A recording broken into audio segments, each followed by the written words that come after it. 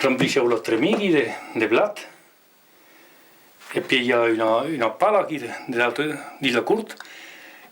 De visu che la pala monta e l'aia toma sul rudete e se mette in marcia.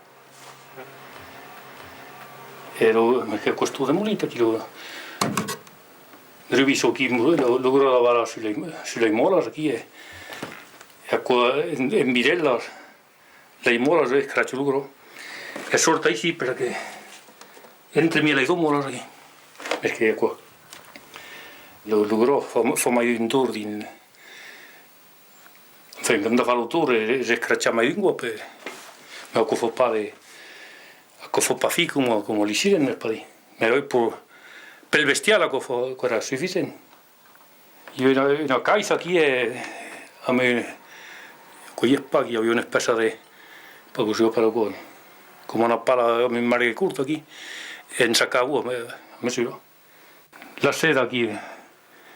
lei stava passare la piscina e tu lo breno lo crucie che tombava dintre quella canale alla fi e sortisce per il trau che temmava qui